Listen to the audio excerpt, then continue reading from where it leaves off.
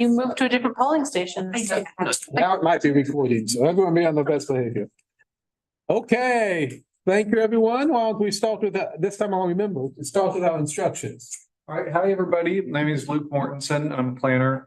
And I'll be working with Chair Finkeldye on the Zoom portion of this afternoon's meeting.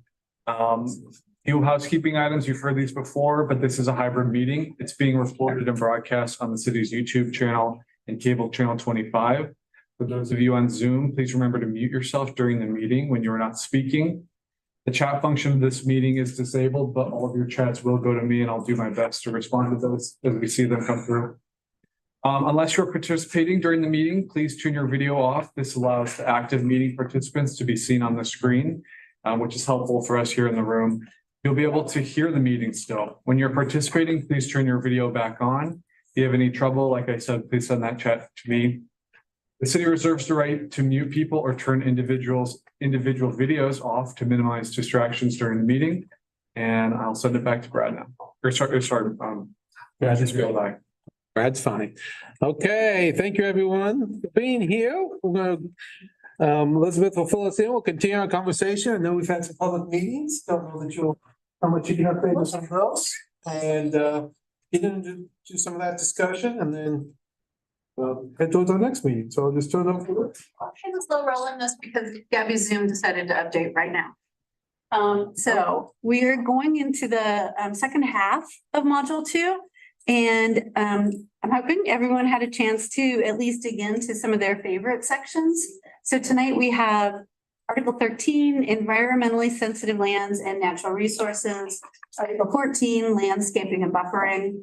Article 15, exterior lighting, and then always measurements and definitions, and anything else the group wants to come back to. We have some big questions to look at, and so we'll start with our sections first. I'll bring us back to some of the big questions, and then turn it back to you guys for discussion. So environmentally sensitive lands and natural resources is where we pull together all of the standards about places where we either don't want to see development or we want to be very cautious about how development takes place. In some cases, it's because we have like safety issues, and in other cases, it's because not the actual construction might not be challenging, but it might cause detrimental effects in other locations. It might have kind of a spillover effect. Just to let you know, we've floodplain management regulations and really haven't changed stuff you want to talk about. Not gonna stop anybody, but there are no big changes in there. And I want to talk. What's that? You can talk about it. Wait, don't. Yeah. The floodplain management, I don't think the state will let us do that. Marcy, you can't shoot. Okay. So. Good, but I will. I'm just losing everything. So there's a couple of issues with floodplain management regulations that we want to consider. And I think they are confusing and unintentionally combined in a couple of different circumstances. So the first one is that a lot of the regulations in there are designed and built around the idea that you are building in the floodplain.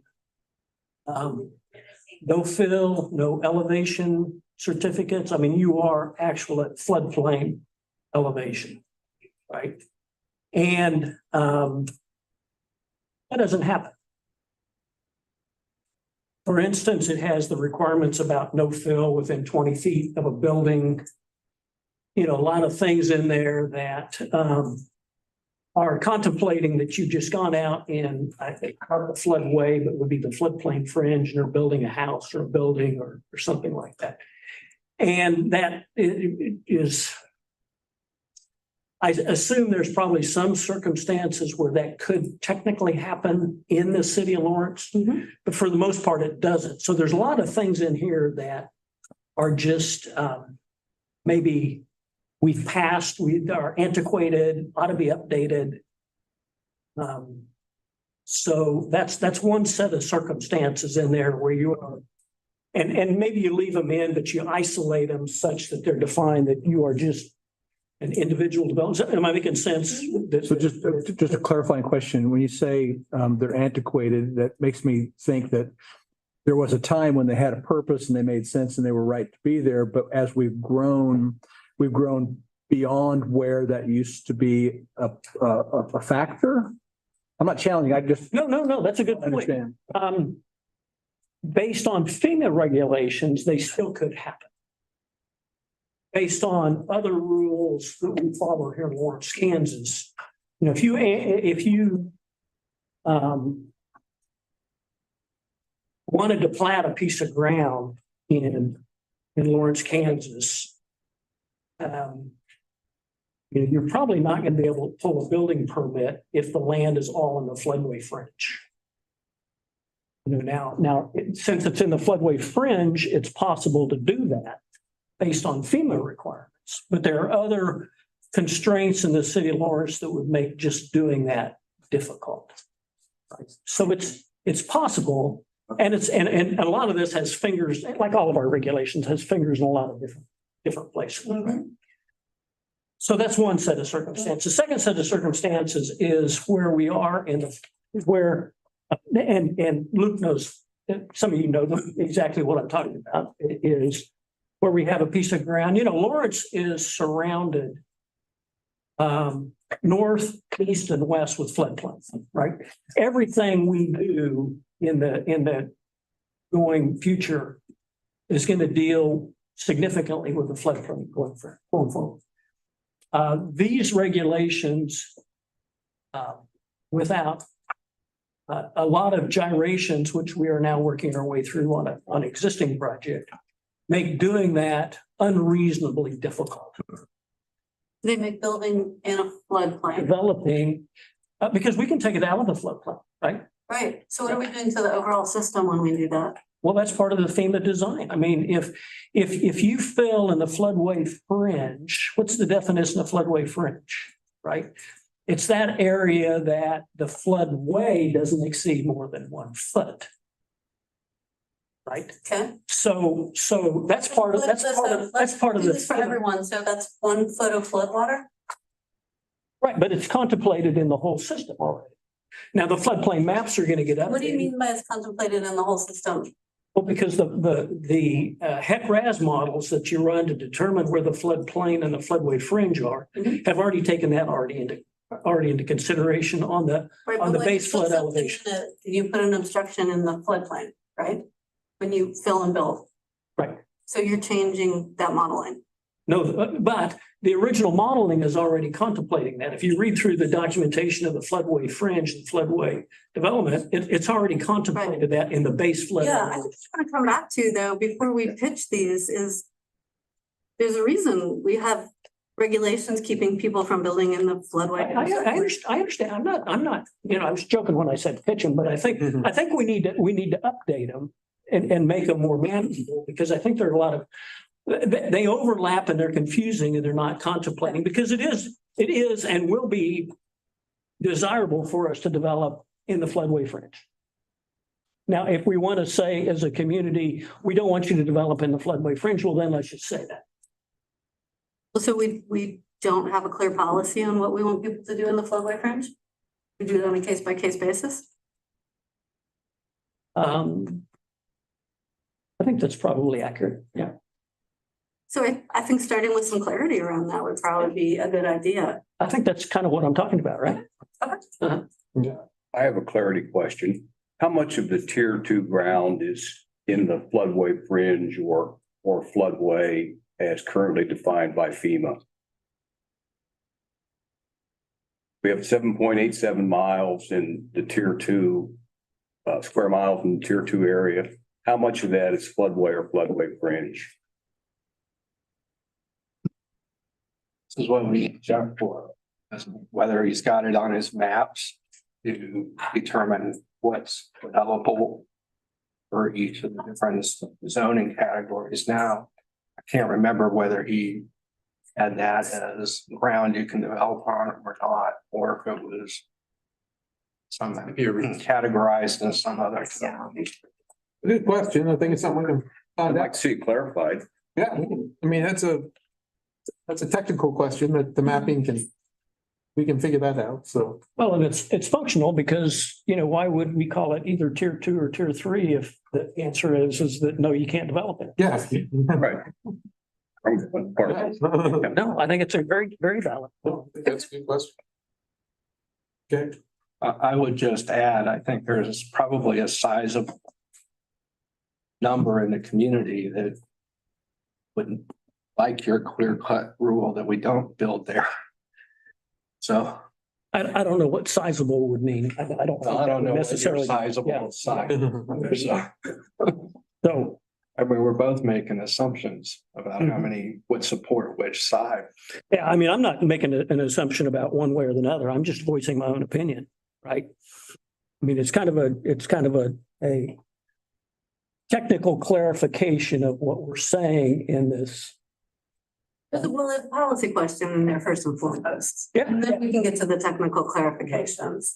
Well- Because it matters very much where we think we are building as a community. It gives guidance to developers or builders. Right, exactly. We can, if we can get the clarity in there. I think that's I think. And then we. First, and And then the other thing that's, that needs to be contemplated in there is we know, a certain portion of our floodplain maps are now currently being reconsidered or redone, right, for a bunch of different factors. And if we've annexed ground and we've defined floodplain overlay districts, what happens to those floodplain overlay districts when the floodplain boundaries either increase or decrease?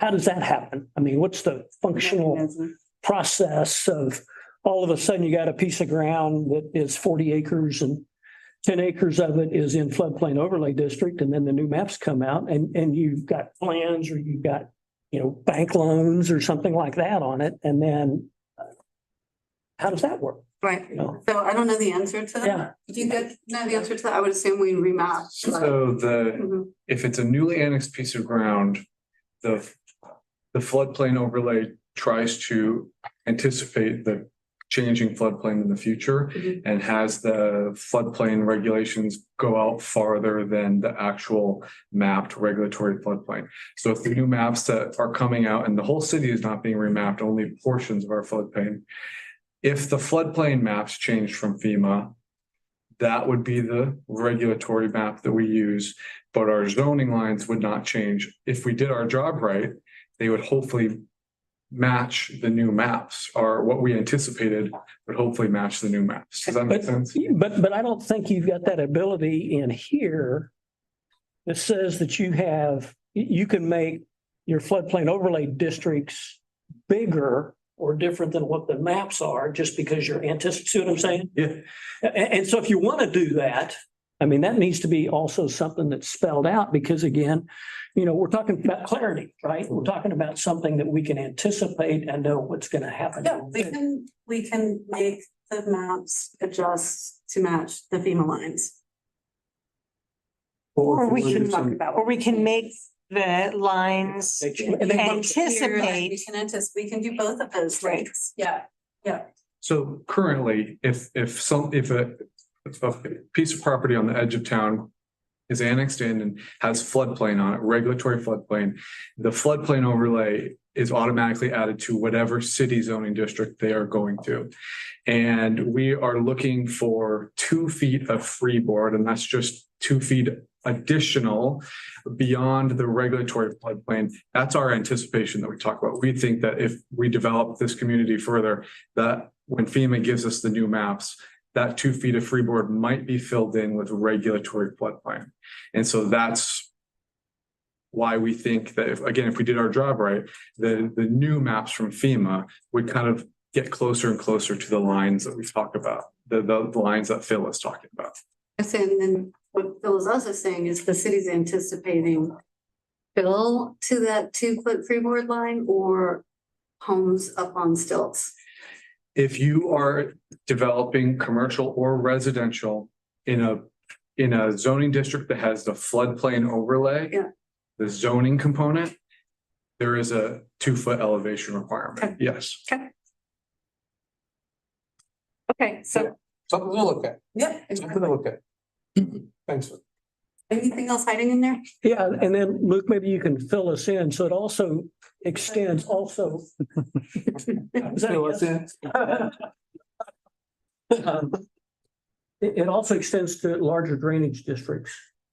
What has been your experience in floodplain overlay districts with non-FEMA related floodplain overlay districts, as it spells out in here?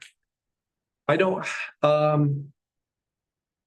be honest, most of the projects that I've worked on, if it is in a drainage district, we will let them know. The CAW drainage district, for example, will comment on projects under their area. Typically, their comments are similar to what we would be asking for on the city side. So I don't know if I have an example of question. I think it doesn't identify drainage basins that are greater than 640 acres or something also needs to have.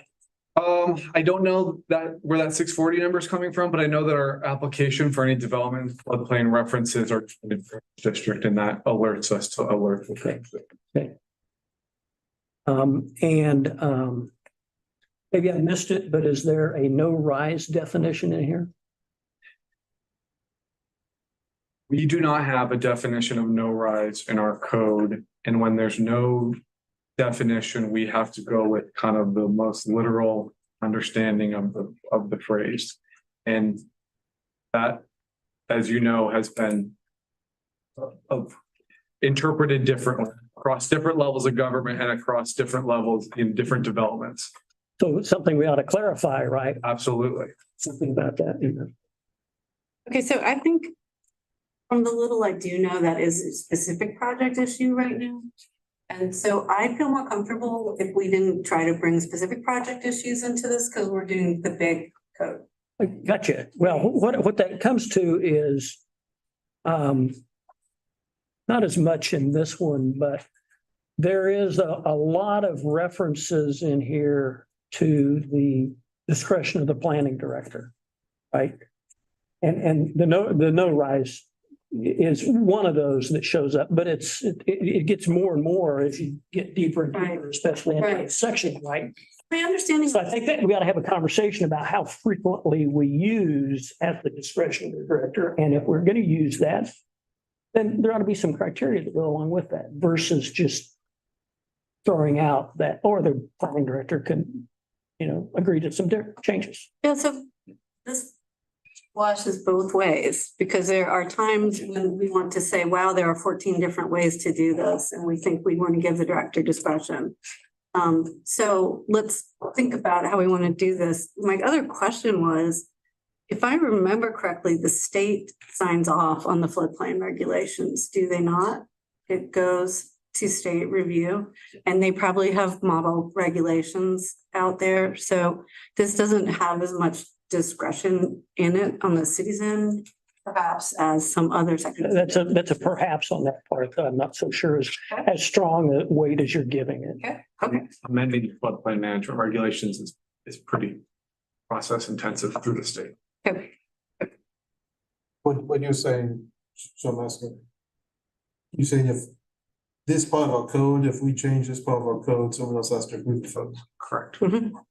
But do we approve it first and we ask them if it's okay? Wish Amy Miller was here because I'll defer to her on that one. Because I've not been around for an amendment of the floodplain management regulations, but she has, so. Yeah, but we work in a lot of Kansas communities that have floodplain regulations that are a tenth of this. Yep. So to think that No, I'm not asking, I'm just asking the process. Can we approve it first and they approve it? Do we actually have to get their approval first before it comes to us? I think we draft it and give it to them. And then we say prayers and we have offerings. To see what's gonna happen at that point. Who's the them? Accept the offer. Don't remember who. Division of Water Resources, which is within the agriculture. So not FEMA, that's Kansas State. That's right. That's the Kansas State version of, equivalent of.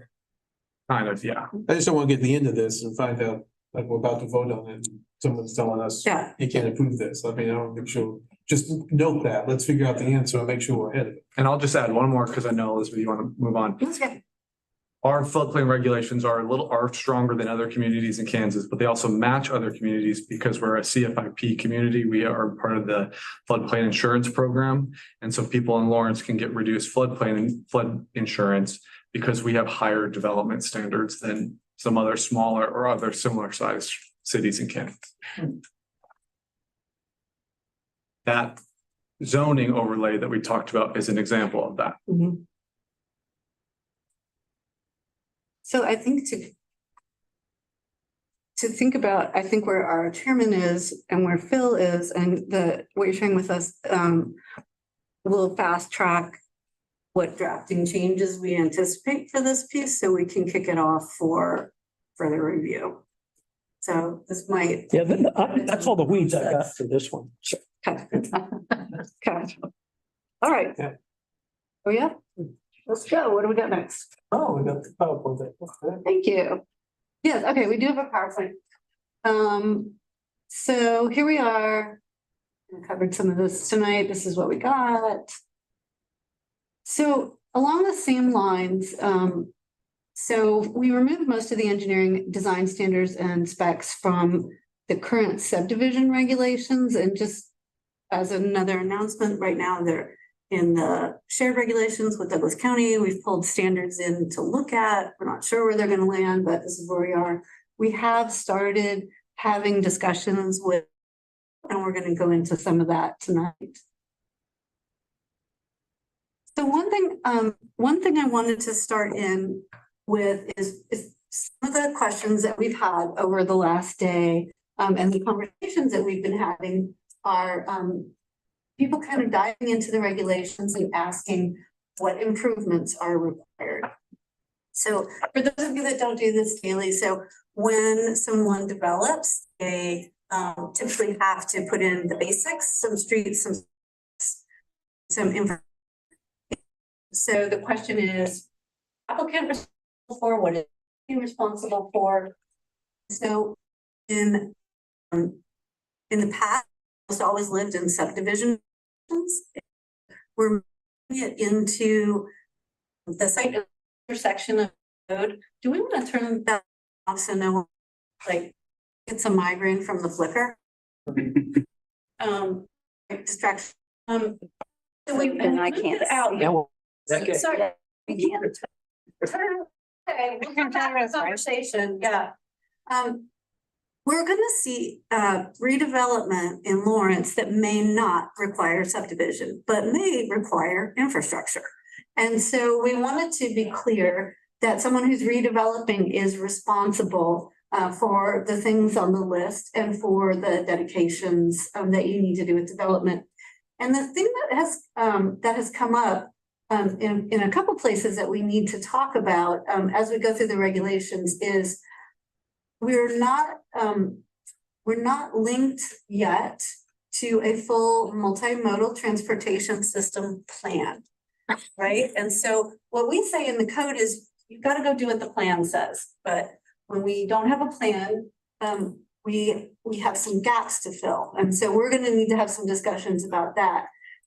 We also, in this draft, are at a starting place for the stormwater management system regulations in terms of the code. And particularly with respect to some of the greener infrastructure aspects of it and looking at low impact design requirements. So as this group kind of pushes the code out forward, these are some things we wanted to flag, and I wanted to leave it in context for everybody. One of the things I want to point out in this conversation is item C2 on there. The improvements shall be constructed or provided by the applicant at the applicant's cost. So why do I point this out? Because as we talk about this and load stuff up, we need to bear in mind what it means to the people that bring development forward. We need to bear in mind what the city's priorities are and what we want to implement with the plan. But we also can't turn this into a full-on Christmas tree with all the ornaments because that has cost implications. So I wanted to point that out at the beginning because I know that we'll have this conversation multiple times as we go through this stuff. So this is where we are. We're figuring out what some of our details are and we're figuring out how that affects cost. Why are we figuring out how that affects cost? We're a community that wants to see more complex development, more expensive development, and more housing. And so we need to think about what bells and whistles we're looking for as we balance that out. Having said that, I don't have a side in this argument, so I will poke everybody. So let's go on to the next one. So is solid waste part of this? Oops, sorry. Well, you asked me that and I can't manage this thing. I don't really, we don't do the solid waste regulations except to say. It's on my computer. Is it? Okay. Yeah. Except to say that you have to put, dumpster sites in and stuff like that. So, But right now, the land development code does not require that in those areas where there are dumpsters. wait, you've got the new section in here that says you're gonna provide room for the trash dumpster, the composting and the recycling within the same area. Does that answer your question? What are you thinking? Give me some more. Well, here's the problem. You don't need a dumpster on every site in a district that has shared dumpsters. You don't want every, Yeah, no, we don't say that. We just. no, where but, they belong. but then how do you get dumpsters in that area? Because they're not required in the they're specifically in the land development code. I think you don't have to have a place for a dumpster if they're served by trash dumpsters. And then if you're not doing at least a fourplex, you don't have to have a site plan. So you don't get a dumpster. So we have a situation where we don't require trash pickup in that area because of the connection between the land development code and our solid waste ordinance. And so somehow that has to be figured out because as we develop more density, we really do want to create an opportunity to collect trash. Yes, yes. So snarky me is thinking, but if we build in the floodplain and then just let it wash. No, that's not an answer. Okay. So I was following you there for a minute. it's, Jeff or back here, Luke, anything we want to say about solid waste?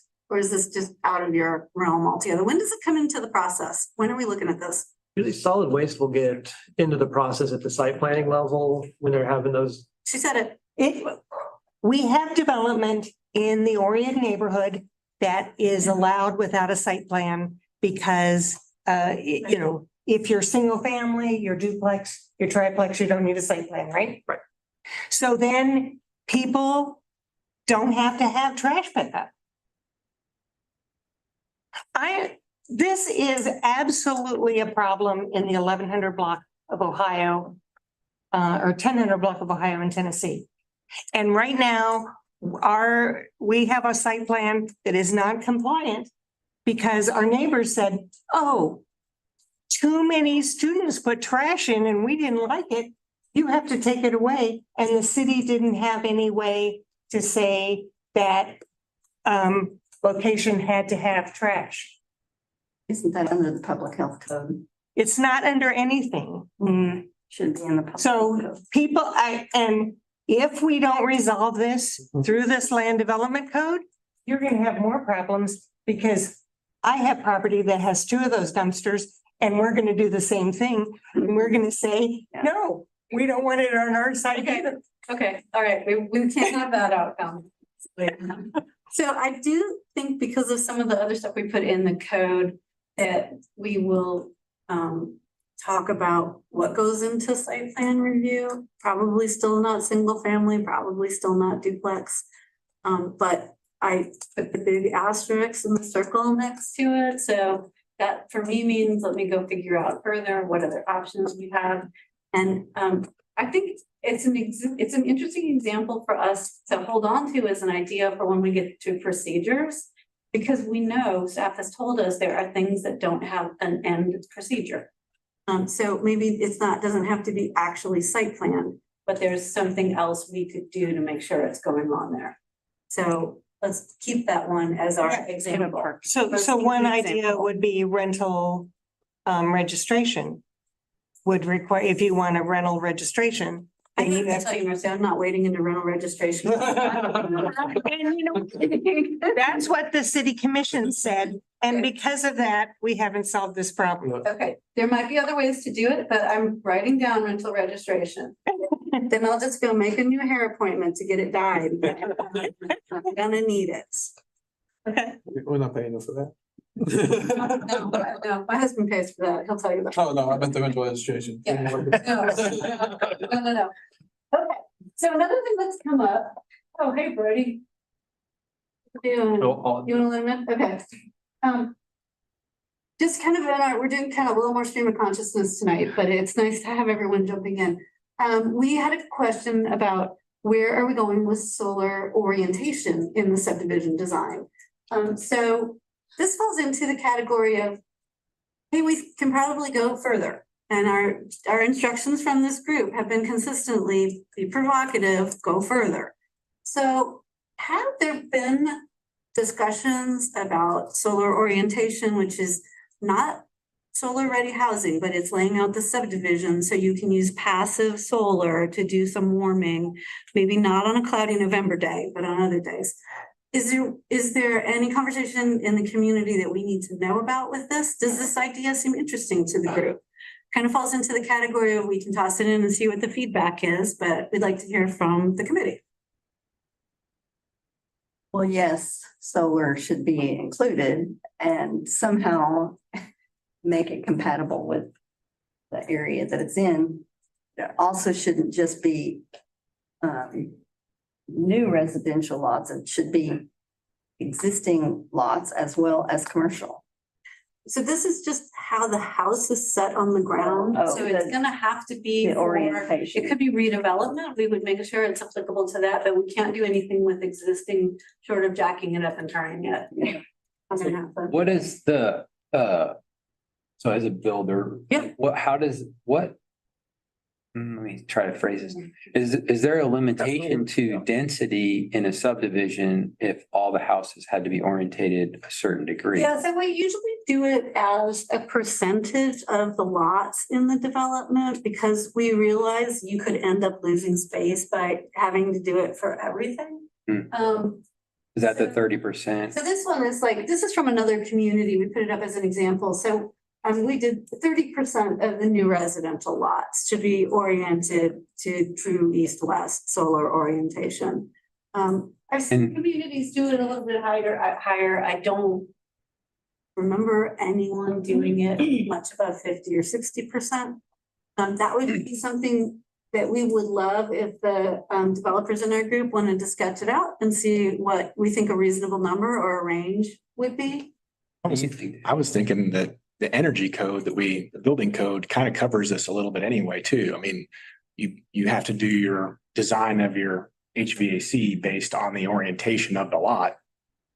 So I don't know if 30% seems kind of high. I mean, since you're doing it on every house in the subdivision already. Or you mean like the HERS rating? Yeah, your HERS ratings and all that, Modeling yeah. that we do for house orientation. Every single house oriented to maximize the solar, passive solar flow through. Not necessarily. I don't think to maximize, but we are required to provide. Account for it, yeah. To account For it, and it evaluates how the house is orientated and scores it.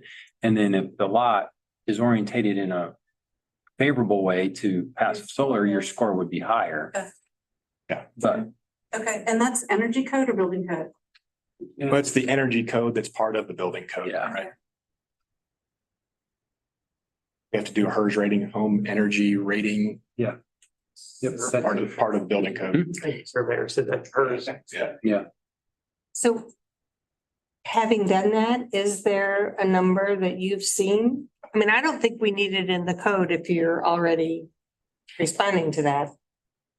I was just curious, like on a normal subdivision, I mean, depending on, I guess, how it's orientated and how the roads are set up and the, you know, the lot, how the houses are set on the lot. I mean, you would think that 25% a quarter of them, just in simple math, would be orientated in a way that you could do that if Yeah, a if you're builder wanted to do automatic. If we're already doing it, and I'm with Marcy on this one, if we're already Right. doing it to meet building code and energy code, then it may not be moving the dial on this. The other way to look at it though is if we, one of the other things we've been talking about around sustainability is, are there incentives that we could put in for lot size adjustments or, you know, I'm sorry, I just started talking about this one today, so I don't have my adjustment list, but are there incentives that we could use that would encourage you know, developers to lay out more lots that way? So your PERS number would go up, but also it would be meeting a sustainability goal of the city. Yeah. I mean, my experience with putting, you know, solar on a house or that extra cost, I've always let the buyer determine that because there are some incentives to doing that, but I've not heard of a developer or like a spec builder choosing to do that because And you can also design a house, you know, roof design to maximize solar gains too. Solar ready. or a homeowner could choose to do that If out. it's north south, I mean, you can slope a roof a different way and design a house to I think- gain that. I think what she was asking is, I mean, let's say, do we want it to say, if 60% of your houses all east-west maximize, your density can go up by 10%.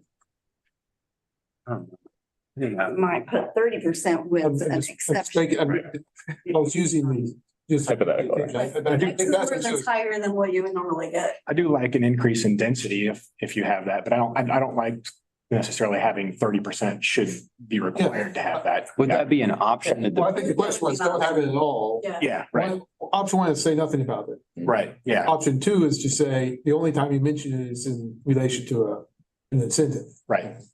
I think that's. And I'm just thinking through the last couple of years worth of subdivision layouts and how many times do we have the choice of, okay, our streets are gonna go east, west, or north, south. I mean, so many of those are a function of other factors that we really don't get a choice of, hey, let's just make all our streets go east, west. I mean, we never get to that point to where we could take advantage of that just kind of on a wholesale basis. And so Yeah. it just doesn't work that way. So on the rare subdivision or the occasional subdivision where it could work and there is an incentive that might be enough to move the dial to get one of the builders to say, yep, I'll do it for the extra density. I'm not sure it moved the dial, but yeah. Well, we need to do something to encourage it. So I think that's. Awesome. So is there, I mean, you know, is there a way that we would want to have more of a grid? You know, that we have in some of the older neighborhoods and encourage that? Because it really helps people who live in the houses to have that. and we have an ordinance that has some goals. Right. And so I know that in the Orion neighborhood, you should buy a even numbered house rather than an odd numbered house. Because you get Solar. sun on the back deck for breakfast and shade in the afternoon. I mean, there are really advantages to people buying these houses based on the orientation. So if we know that, why wouldn't we make that part of understanding when we provide that development? I thought that development got away from a grid block system Yeah. a long time ago due to vehicle traffic and lots of other reasons. You know what? Vehicle traffic works really well on a grid-based system. I don't know. I'm So not, I mean, that's an interesting. thing. Yeah. What do we want to encourage in terms of traffic systems in any new developments? Because, you know, there's problems with, some people like to live on a cul-de-sac, but it's also harder to ride your bike and walk and get to places. So that's something we should be thinking about as part of, you know, if we expand, Right. what is the pattern that we'd like to see? I guess where I'm struggling a little bit is there's a lot of value decisions being made in Right. terms of where do you want light when, and that, I don't know that we can plan for all of those values in the code. So, I mean, unless there is some particular, I mean, I think we should be encouraging solar and alternative energies, absolutely. In my mind, it makes more sense to do that as some kind of incentive rather than a requirement, because what I don't want to have happen is lose opportunities to develop more housing or redevelop additional denser housing because there's not a good way to orient the property to maximize, or, so So how would that happen? How would a requirement on orientation reduce the amount of housing that we could get? I'm not saying it would reduce necessarily, but I mean, if there's way, and I'm not a developer, but so if you guys want to chime in and help fill in gaps for me. I mean, if there's an issue with the way the streets are laid out and you're not going to be able to orient a number of properties to maximize this, to hit that 30% mark. Who lays out the streets? I do. Yeah, the developer. Mhm. So it's not that the streets are laid out and then the developer is following them. It's. But there's, Marcia, you're making this sound like there's just one or two things that dictate how streets get laid out. I mean, it is a long process. No, it's cut and fill, it's hills, it's. I mean, it's walkout lots, versus basement lots versus slab on grade. It's sound of adjacent streets, how can we orient the houses to where you're not hearing the traffic on adjacent streets? There's just a lot of things that go into that. I think an incentive or just a reminder that we ought to try to orient the houses for solar, but that's just one of a whole long list. And if we so happen to get a bunch of them and they can get some incentives out of it, great. But, I think that's probably down the list a little ways. If you can do some incentives and move it up the list a little bit as far as.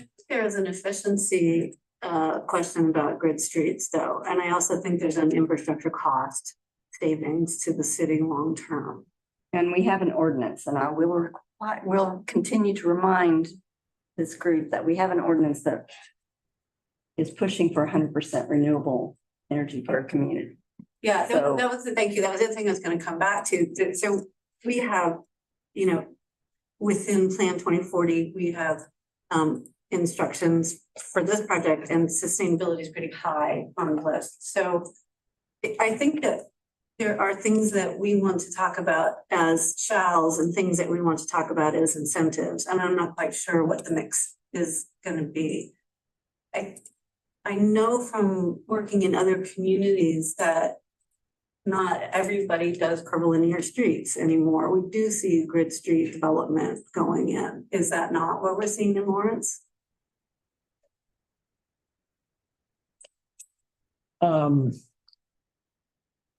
No, we've got quite a few grid street projects on the books right now. Yeah. But it's a function of, like Hunter's Hill, totally grid street project. But the stars align because the hill runs exactly east-west. So that worked out nice. Okay. When you're adjacent to a river or a stream, you don't get to do that. And then those lots have a lot of backyards that face the south, which is ideal for solar project. Yeah. Yep. So they would have a lot. Well, let's move, there's so much we can talk about. Like one of these a night for a month, but let's move into stormwater management. Elizabeth, there's a question from Rebecca on this Oh, thank you. solar thing, and I don't know if anybody's watching that, so. And she may be off now. She was on for a while. Well, never mind. Sorry. You might have ordered a tears with pictures. I spoke too late. Don't see a check. Never mind then. She was on there. I'm on. there we go. You guys hear me? Yep. I did want to say that I like this. I'm moved by the discussion whether incentives make more sense versus over regulating, because I get Phil's point, sometimes the landscaping determines this, and so you don't want to ever stop units from being built. But from a commitment of ours that we're doing solar on all of our new infill construction, we're learning that sometimes it's amazing and other times, we're still willing to put it in. But it doesn't do as much as it could because of the orientation. So I just like the idea of us thinking about it. And again, maybe it's incentivizing that thought makes a lot of sense. But, even putting even less than 30% where people just have to consider orientation or, we're saying this is a value that we want talked about. I think makes a lot of sense because I think we'll be doing solar with everything soon enough. So, as part of the industry of building, I think we could be progressive in just really being, consciously making an effort to think about this in the planning phases. And really, I like the idea of solar ready.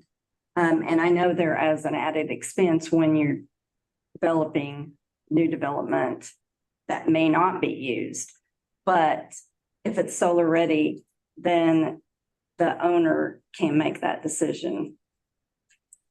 Are you saying that as a requirement or as something that's subject to incentives? As a requirement or as subject to incentives, because if we don't start requiring that, how are we going to get to our 100%? But that's a building and energy code question more so than. Well, it follows along with being able to do the solar.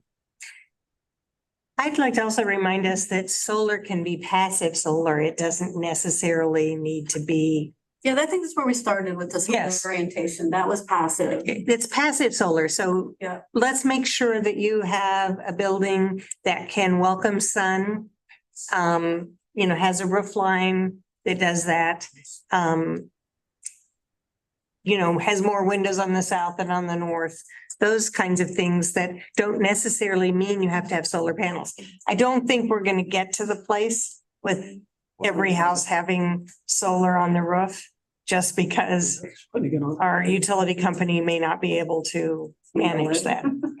As you think about it, I'd also say that it doesn't necessarily need to be exclusive just to a rooftop. There's Right, you can do it. other surfaces and you can think about that also in the way a neighborhood's built.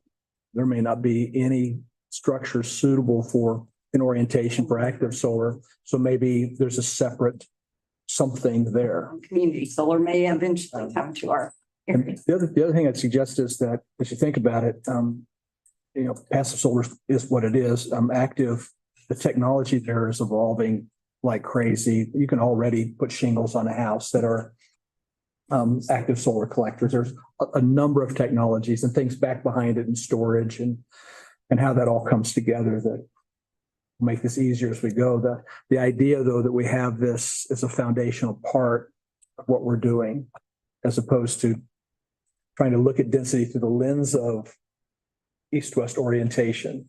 Let's look at density for its own purpose and then find the right ways to make sustainable energy a part of it. I know you're sitting on a bigger question.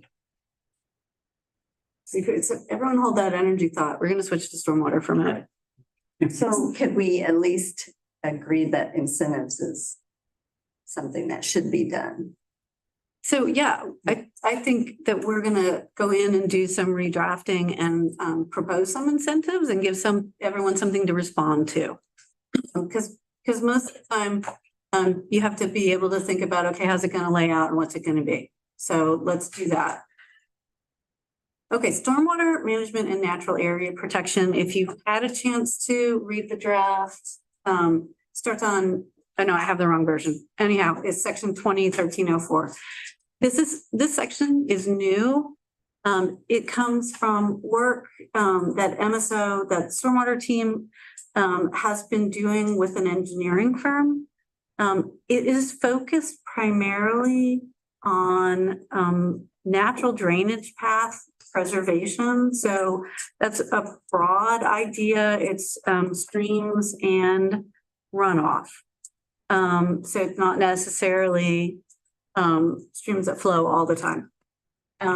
It says in the definition, berms, channels, swales, similar non-man-made changes to the landscape, designed and graded to be an integral part of the natural landscape. So so let me back up here because I just dove right in to that rabbit hole. If you don't do zoning all day, every day. So now we're talking about when stormwater, literally storms, lands on the ground on your property, what happens to it? And so these regulations, the city is required to deal with stormwater. The more we urbanize and build, the less we have water infiltrating into the ground. It's running off. And so the city has to deal with it. Part of why we do this in the zoning code is because we're letting people know upfront what their requirements are going to be on site. So sometimes in the zoning part of this, when we have a lot coverage standard, it's related to the city's stormwater calculations. So they calculate how much the land gets covered with surfaces that are just going to run rainwater right off. And they try to figure out how much the water the stormwater system is going to see. So our kind of evolving instructions are to start with the language in here as a model and to think about doing some stream buffers and some stream preservation. Also to think about coming up with best management practices. So those are designed approaches to low impact development. I'm sorry, it's like a jargon word every 3 words. I apologize for that. So low impact development means I'm figuring out how to get water to infiltrate on my lot. So that's like the Kansas City's billion gazillion rainwater gardens was 1,000 rainwater. I exacerbated it, but I exaggerated it. Okay. So we're thinking about a few things here. What do we do to preserve the places where water's going to go? What do we do to hold water on property to get it to soak in? And how much of this do we want to be natural or green infrastructure? How much of it do we want to be built or gray infrastructure? Okay, so that is the 5-minute stormwater explanation. Does anyone want to do it better than I just did? Can I jump in? Because I'm positive I missed a lot in there. I'm curious how you get density with that. I'm sorry? How do you get density with that? Everybody has a rain barrel. And everybody has a need. Right. And then you learn that song that my mom used to sing about her rain barrel. No. So how do we get density and do the on-site? They don't go together. Right. So we look at different solutions in an urban setting than we look at in a more suburban or rural setting. I don't think that we're going to say with a straight face, one rain garden on every lot in downtown is going to solve this. It is not. So that is probably where we're going to have more built infrastructure. We are seeing really fun, groovy things like someone was explaining to me how they were building infrastructure that as the water soaked in, they had a water treatment process right there. So it went in dirty, came out clean. So we want to think about how we adjust that going forward. But for the purposes of the zoning code, we're really, you're right where we are. Like, what are we doing on the lot? And what are we doing kind of bigger picture? Billy, you want to jump in? One of my pet peeves. We want density. We want redevelopment in established neighborhoods, small lots, yet we, through the building code or implementation standards, we require large areas of impervious surface. I really would like to see somebody address, and we also want affordable housing, yet we're spending several $1,000s to increase the size of concrete pads for people like me who don't want them. Okay, so I'd like to see that particular thing. How impervious surface, concrete slabs, driveways, infill. Why can't we save several $1,000s in redevelopment cost by having well-contained gravel beyond the apron sidewalk interface? Just to make sure I follow, are you only talking about like driveways and parking lots essentially? Because the house is not what you can do about that, right? But are you talking about parking areas being impervious and that's the problem?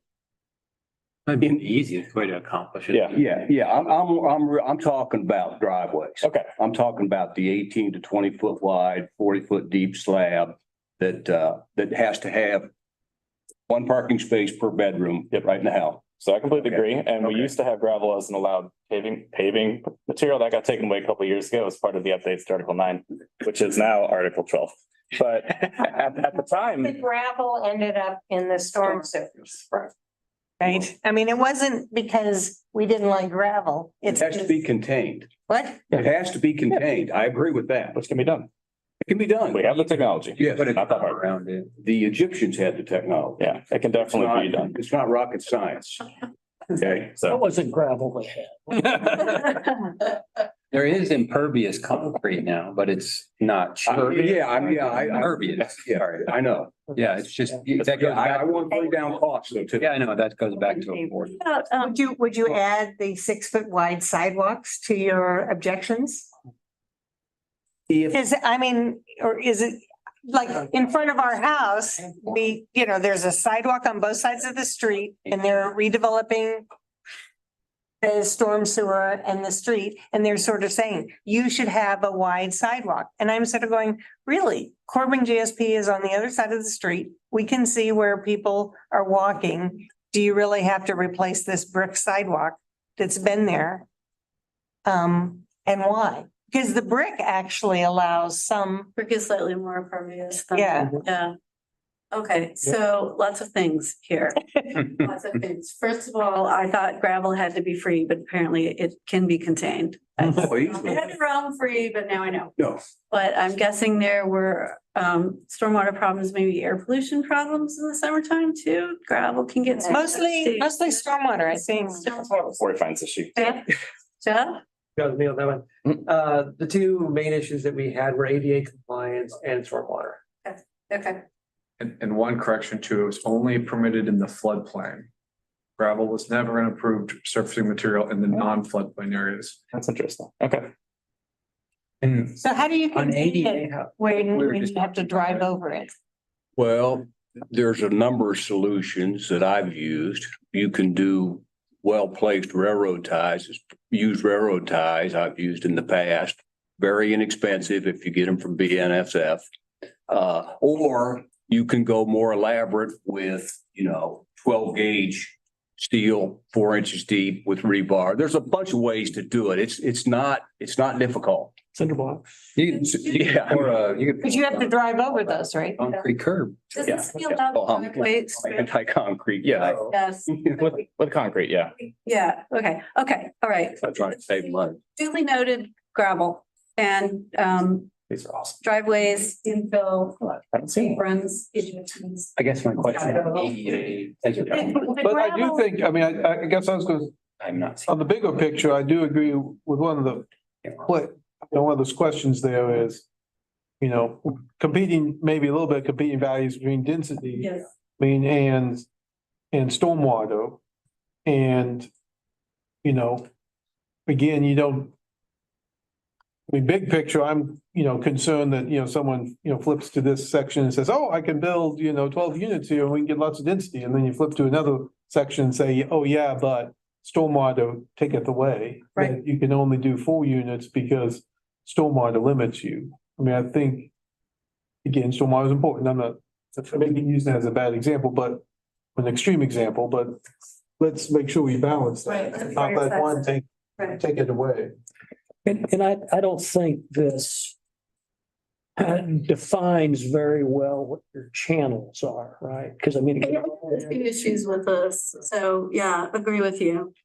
I think it's also more focused on the natural drainage path preservation and like not so much on the on-site stormwater mitigation. I think we're gonna redo this one a little bit. it goes all the way down to 2 acres drainage area. Yeah. It's just, that's everything. So does the gravel make a difference based on like a hillside or topography? I've never done it on real steep slopes. But this is an issue. If you have parking in the Orient neighborhood, I mean, it could be on a 10, 11. Yeah. Again, I don't think we're saying you have to put gravel in. I think we're saying you have the option to put gravel. Yeah, but I'm sort of saying you put gravel in on a 10% slope. Yeah. And it's much more likely to move. Don't you still have gravel alleys? No, well, with their gravel alleys, maybe in East Lawrence, or it's mostly asphalt. I mean, they do. This conversation way back up to, hey, what are some options out there Yeah. that don't look like as much concrete on the site as we can I possibly? mean, we're trying to figure out how to accomplish rainwater to Yeah. soak into the soil and not cover everything and Yeah, let's come up with let's look at what some of the choices are there and we'll come back to it. Parking maximums are a good one. So you already covered that in Article 12. That's a really strong way to reduce impervious surface on a property. So I think that'll probably do more than gravel would otherwise. Something else. There was one place where it's like, here's how much drainage area you need, and there isn't any option given for green roofs as an alternative to do it instead. Mhm. I'm not saying that's a common thing, nor is it cheap, but say somebody wanted to do it as a way to meet their goals instead of having to have a giant pond, like, would that be acceptable?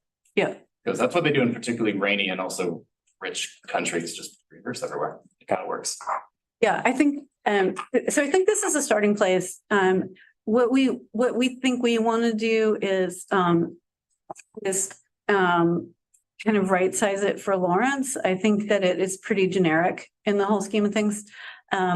And then our thought was to, as we talked to Kyle, I'm sorry, I forget Kyle's last name entirely, Kyle G. Thank you. Okay, I'm gonna practice that later, but to talk about whether or not there are some good sets of best management practices that would work in Lawrence. So those are specifically pre-designed approaches, and bring that in for more of a conversation.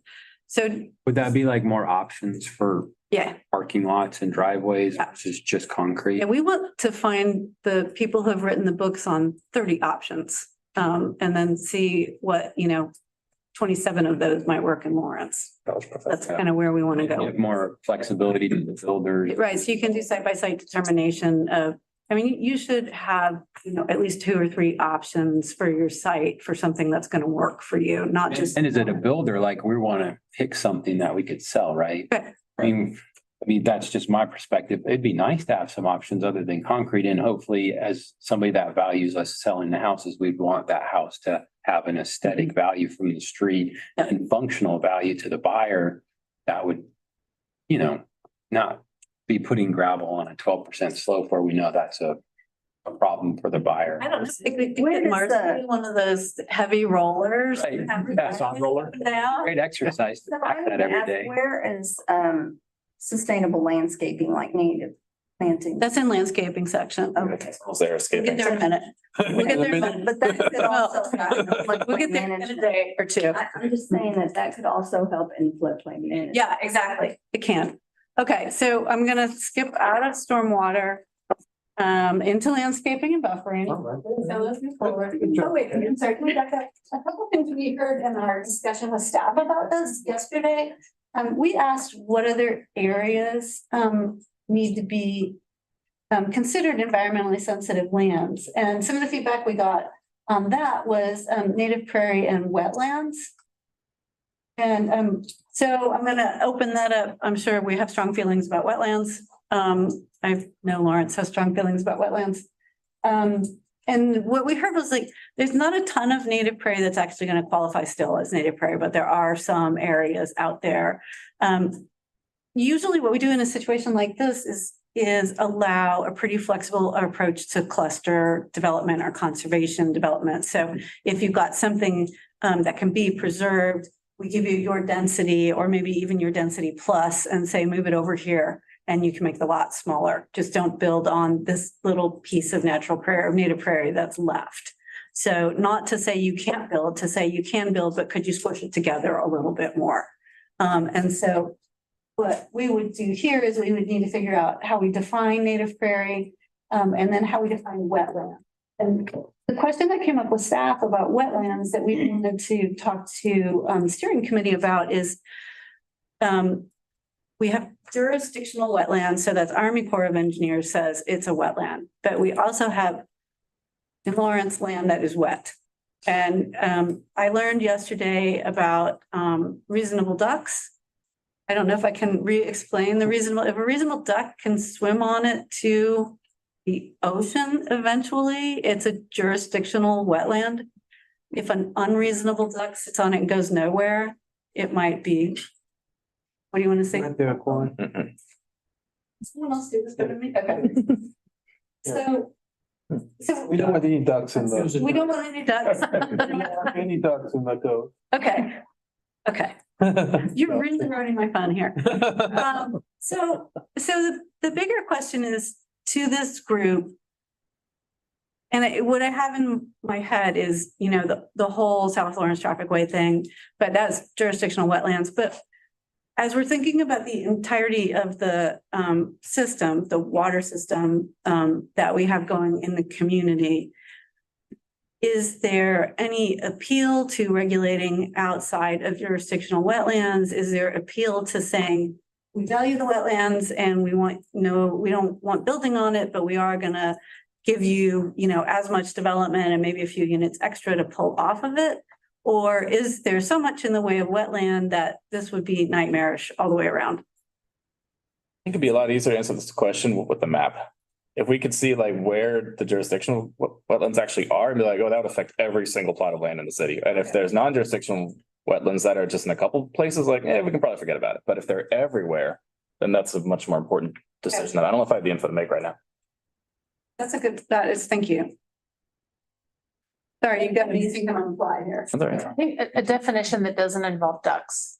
Might be helpful too. I'm just thinking about this gets litigated because somebody's got a project that's been regulated. And I don't know what standard or what definitions we're applying in that. Right, I understand that.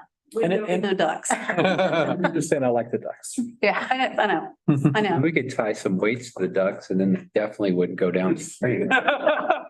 As long as it's standardized, I feel better about it. Yeah, no, okay, so we're moving away from the reasonable ducks. We will, I think Nick has our next step, actually, so let's get some mapping. Jeff, do you guys have this somewhere? We probably have more or less a grip on what might be jurisdictional, but we probably want to see all the cow ponds and the. We might, I just can't recall off the top of my head, but I think we might have something. I'd have to look. Probably knew that before lunch, but now not so much. Good enough. You had duck for lunch, didn't you? No ducks. Ed. No ducks. Okay. Okay, all right, so we'll hold that one and come back to it. Okay, so into landscaping and buffering.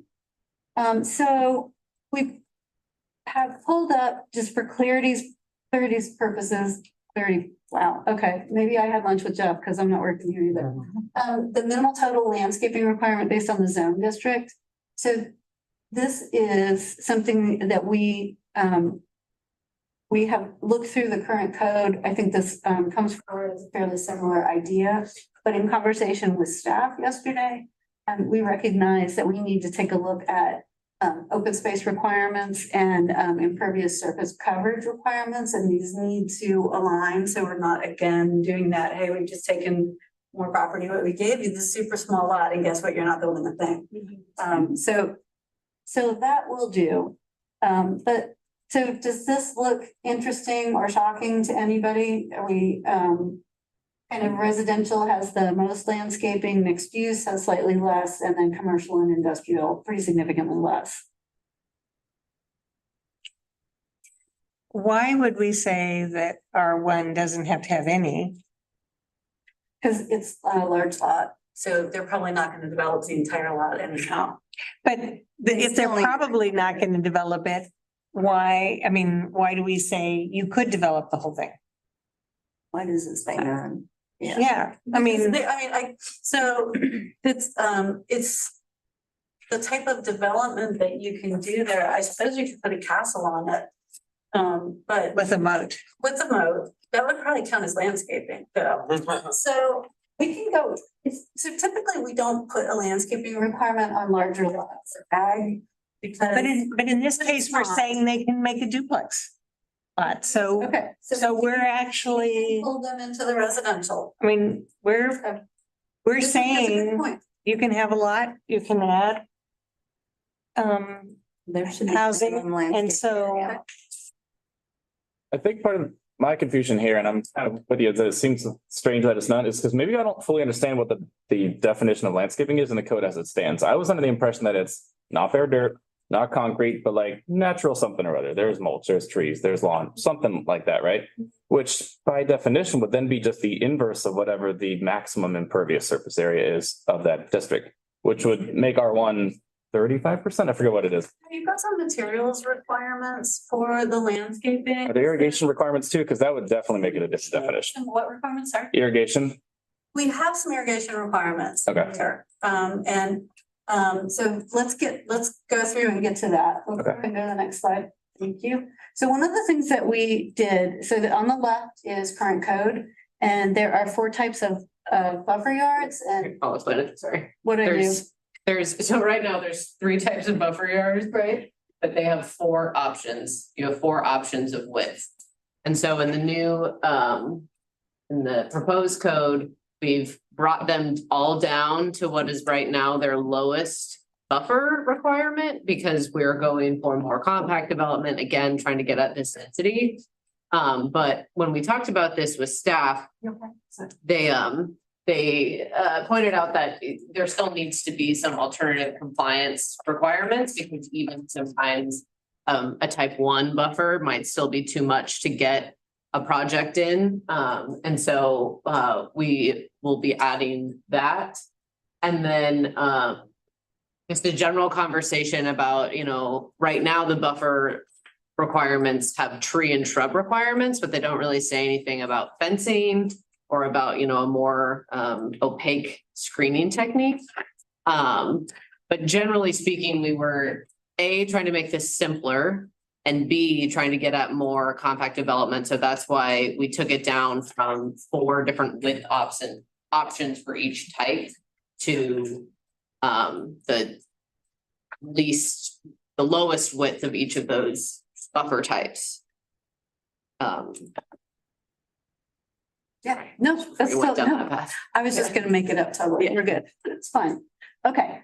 So and then buffering is usually taking place. Do we have the table in there? Okay, so it's usually taking place when a new development of one type, like commercial or industrial, is going in next to a different type of development. So as Gabby said, the goal here is to recognize that we can have stuff living pretty close together. We don't have to spread it out just because it's different.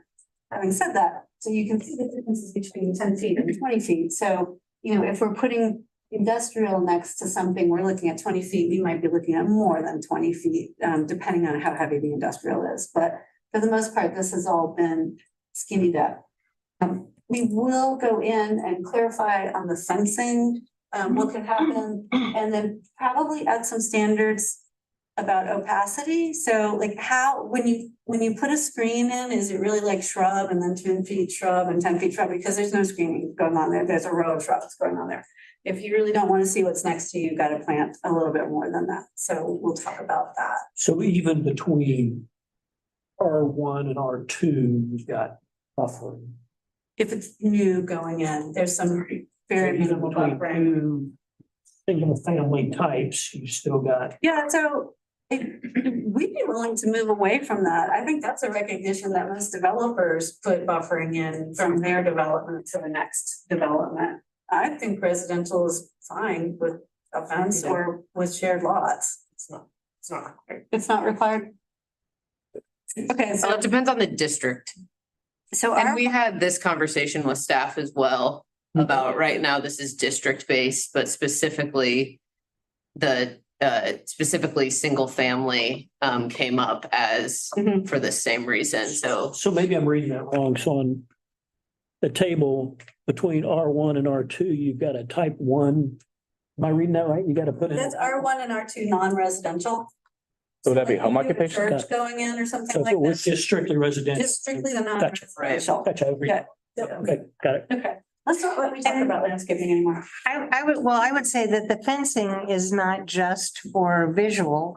It's also if you have a parking lot for a commercial area next to your property, you may not want people walking through your yard. Right. So I think that we should look at the difference between the types of development. And it may make a difference. I think it's more important along a parking area really than a building site, just because of that idea that somebody gets out of their car and then just. Yeah, so there are parking landscaping standards in here. I think we pretty much carried forward the current standards. Okay. We were having some discussions with staff about how those get interpreted, and so we'll add some clarity to that. So we know that when it's clear enough that staff is interpreting it consistently the same time, the same way, then the applicants can interpret it consistently also. So we're gonna try to fill in some of those gaps. I will echo what most said, especially when I was on the planning commission, but even on the city commission, you know, when you have infill and you have, let's say, residences kind of on three sides and you're trying to put something in there. You know, the two sides that have like the building next to it, they think the shrubs are fine. The person who's living next to the parking lot wants a fence, you know, because of headlights or whatever. You know, so I do think having a little bit of understanding of that. Again, don't necessarily have to fence the whole thing in, maybe, but.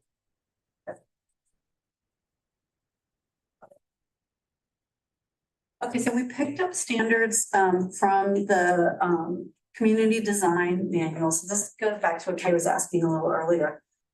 So community design manual has some recommendations in it, and we wanted to get some feedback about where we want to go with some of these. So it says like xeriscaping. So xeriscaping is low water landscaping. It comes from zero, I want to say, comes from Greek. So the idea is to plant very drought tolerant landscaping.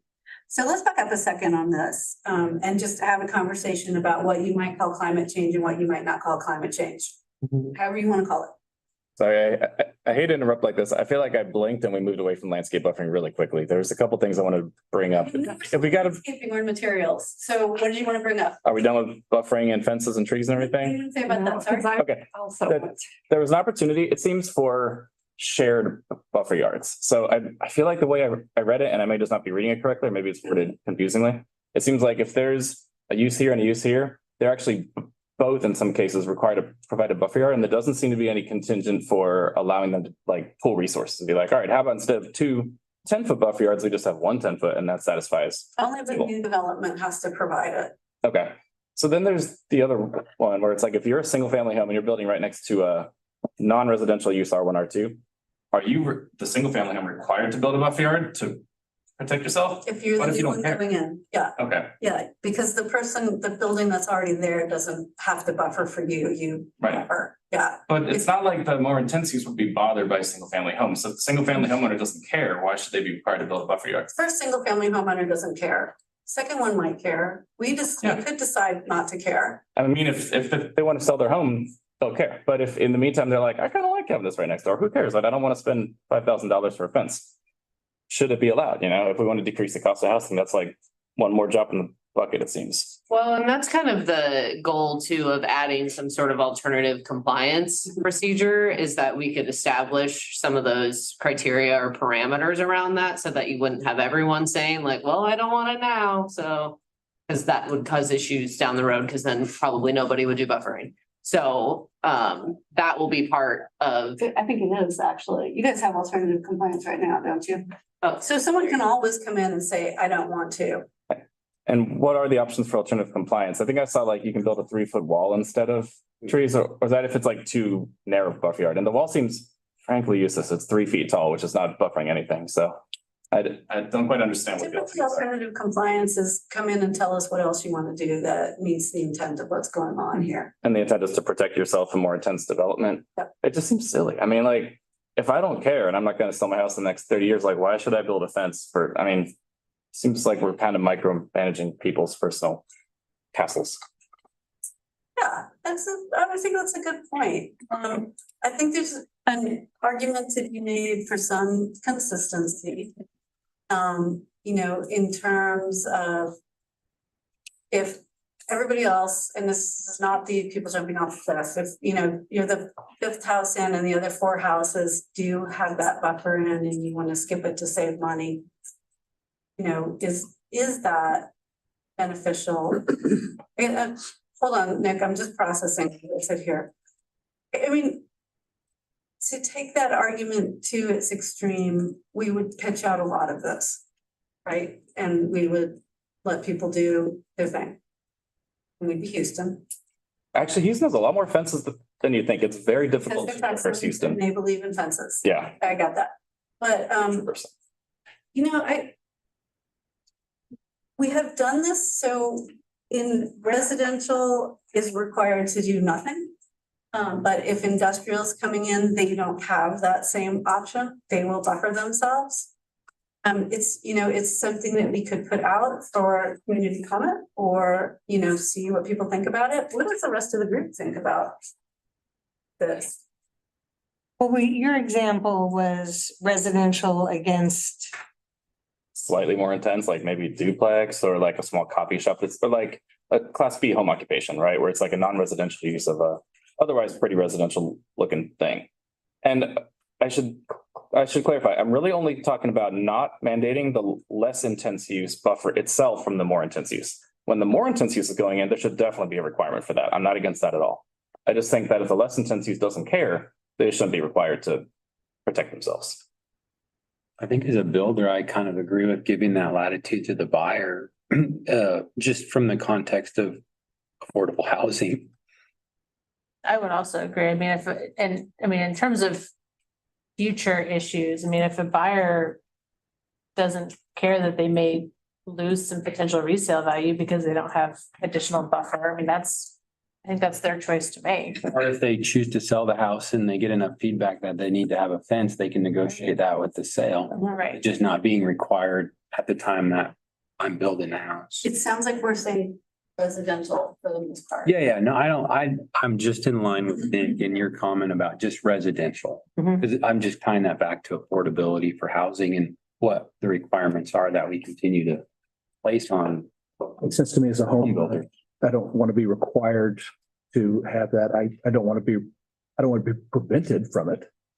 But I don't want to be required. And I'd like the option, the idea of having it up front is one thing, but all the things that go into that being maintained and kept over the decades. There's a lot of cost there. Yeah. So years ago, After the initial price, yeah. years ago, I was so proud of our Oriad neighborhood when Bert Nash wanted to develop a housing complex. And they said, we're going to build a fence. And the neighborhood said, we don't have fences in our neighborhood. We want you to mow the grass and we want you to paint the house. So not everybody wants a fence. Other voices? I want to change the subject. We didn't talk about trees. And so, We haven't done the trees yet. well, We're going to go on We're to. gonna keep Trees going. and buffer. What are you talking about? Trees and buffer? no, it's 1407. I don't know. I'm not following you actually, but it's Okay. 1407, it's trees that I want to talk about. There should be native trees encouraged rather than fast growing weedy sticky trees. I think the city has a tree list. I know, but in here, and it does mention the tree list, but it also doesn't talk about native trees. And some places. Yeah, so that's some of the feedback we got from staff. It's time to think about updating the tree list. I mean, Thank you. That's what I'm trying to get to. that, you know, it's really important to have a diverse mix of trees. And it's time to think about where to go with that. So, yep, that is definitely on the list. But they have to be short trees so we can maintain our solar ability. And that needs to be taken into consideration, because if you want to put solar over parking, you don't want to have trees in the way. So there's lots of those sorts of things that have to be considered. We want solar in the winter so we want trees with leaves. So I thought that on the xeriscaping section was kind of interesting that it says the following xeriscaping landscaping techniques shall be used to the maximum extent practicable. And there's all these things like use native, minimize the amount of irrigated turf area. Who is enforcing this? Botanists, ag scientists? Exactly. Sounds very aspirational. Not enforcing any of this. Do we have a staff for that? Section we were about to talk about. So Yeah, that's what I figured, yeah. yeah, so there are a lot of different ideas floating around in here about what we can use and what we can't use for plant materials. So what I was going to ask the group was in terms of landscaping, if we have it up, we have a few ideas going here, and we just wanted to get some feedback.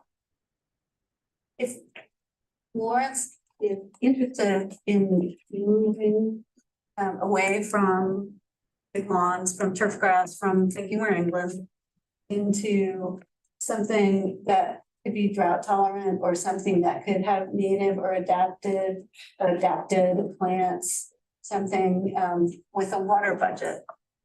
Curious to know what the ideas are in this group about what the future of landscaping is, if we have more storms or hotter summers, colder winters, more hail. Well, I've done a couple projects in Yeah. the past with native buffalo grass. Yeah. That was native here, and I think my personal opinion on it is it's very resilient to Kansas, but it has a 3-year takes a while to get period established. to get established. Yeah. Okay. And it also browns up very early in the summer and doesn't get green until late in the spring. And so I think my challenge with that was trying to sell it was, hey, I never held the property for 3 years to get it established, and most of the time the homeowner didn't. And aesthetically, that's a pretty hard sell for people that are used to irrigated yards. Right. But I mean, So can I interject something here? So the Sustainability Advisory Board has been working on native landscaping ordinance to replace some of the noxious weeds code. And we actually had some recommendations planned last year, but we were said, wait a minute, we're doing this code update thing, so stop. And so we split the information out. We do have a recommendation about natural landscaping, and that would allow people to plant native plants with a plan that would include getting the plan approved by Parks and Rec and managing it as a native landscape. But we need to get away from specific xeriscaping because the area may not be specifically geared towards xeriscaping. It may be native plants instead of Yeah, so I specific. think we would love to see a copy of that. Yes, I will be glad to. Okay, cool. Thank you. You just happen to have one. I'll give you this one. Let me send you the electronic version because Like the other things we've been talking about this evening, some people will want to do native, some people will still want a grass lawn. Right. Some people might want to do something more xeric. And so we're trying to figure out what our range of possibilities could look like. You know what you don't have on the list? What don't I have on this? Gardens. So we do have Yes. some garden land, some garden, right? I mean, but I think it's important for people to be able to have tomato plants and pepper plants, and the only part of my yard that has sun is the front yard, so. Are we running out of time? No. So can you not garden in your front yard? I do garden in my front yard. Okay. But I'm just saying, We want to be clear that you can garden in your front yard. right, I'm very lucky because I have terraces, so it's very contained. I think it's hard though, because a significant amount of the landscaping code is single family detached dwellings are exempt. Right. This is- So how would the code effectively achieve that is where my head goes. I don't know if the code has to. I think water billing rates are a huge tool in changing lawns to xeriscaping. And the city of Lawrence did actually update the water rates fairly recently, where you basically have like lunchtime average. Cheers. And yeah, and depending on how much you exceed that in the summer, you get slammed with higher rates. So like you definitely get a penalty with a pool or a thirsty yard. But this section only applies to things that require a site plan approval process. That is true. So. Yeah, No, but what Kay today, what Kay is it talking applies to about, that. I mean, Kay and the environmental folks are proposing an ordinance that applies to single family Yeah. Yes. developments. And So- we're, So functionally, As well as other things and too. we're very lucky to have some restaurants that want to grow Right, their own herbs local and food. Yeah. vegetables on their property. So, you know, Bon Bon was connected with a garden. So we don't want to limit that. It shouldn't be just xeriscaped plants. It Right. could be gardens, it could be Yeah. community gardens, it could be other native plantings, sustainable.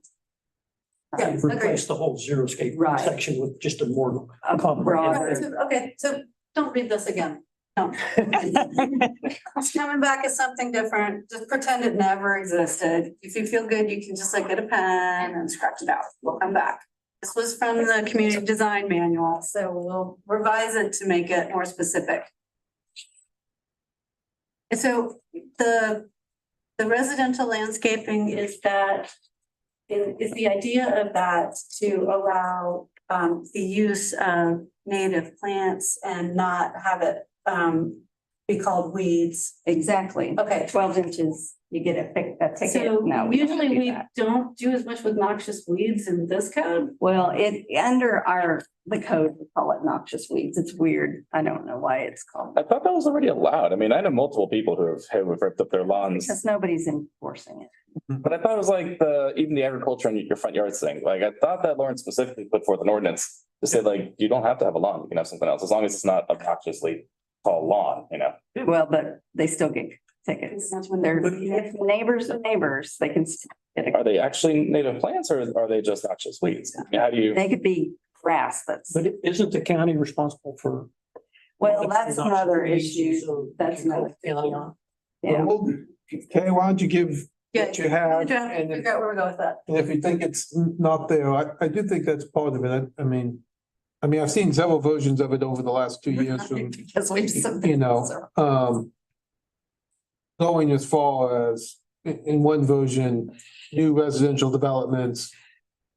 The lawns can only be, you know, like you only have so much grass. The rest of it has to be impervious. And I think you backed off of that. Right. That was But so I just, some idea. why don't you give them what you have and then we'll see how much of it fits in here or not. Sounds good. Here's a question. How does it work when you have neighborhoods that have neighborhood covenants that require irrigated That require. irrigated Can't lawns? do anything about That it right is, now.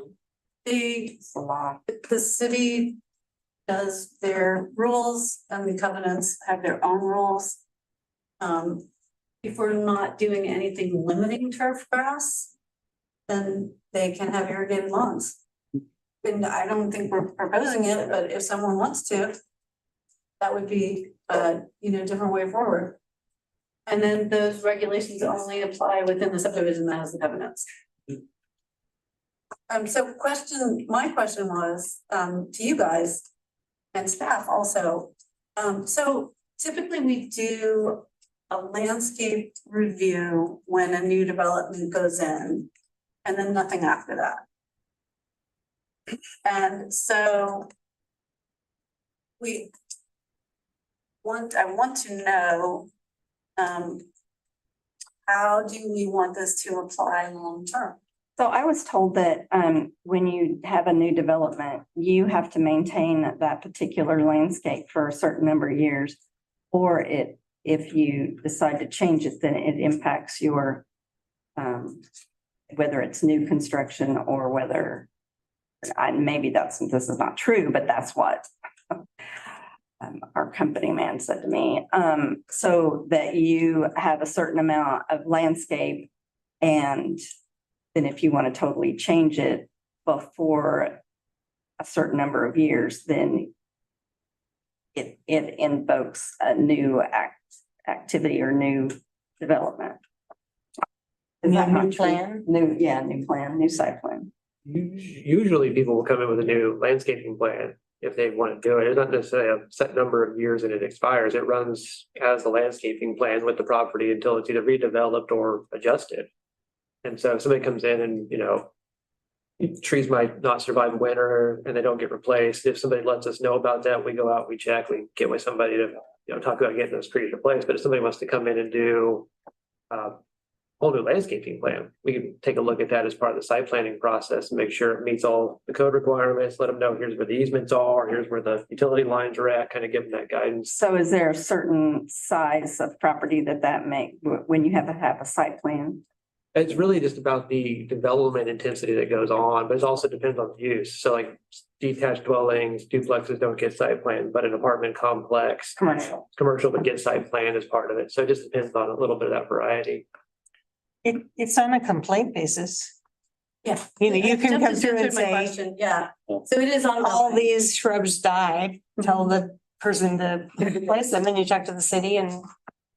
It's not always complaint based. Sometimes they come out and spot check if you have bushes that have died because Oh, they have code enforcement officers come out to your site plan. Not very often, but There's just times where there's a harsh winter or a difficult summer and some things don't make it. And you just sort of let people know, hey, that was supposed to be there. And, we understand it didn't make it. We also typically don't have people to plant trees at periods of time when they won't make it through. It's just a waste of effort and money. So, just get it when it's the best moment for that tree to go back in and, all is well. Thank you. Okay, we're gonna switch to exterior lighting and then we're gonna come back and give you a little more input on what we've heard. We have our handouts here. Okay, I'm gonna share those. Let's go through exterior lighting. Okay. Well, this sort of just captures the highlights, but if anyone wants to dive into specific details that you noticed, happy to. Generally speaking, these have been updated to reflect just modern lighting practice.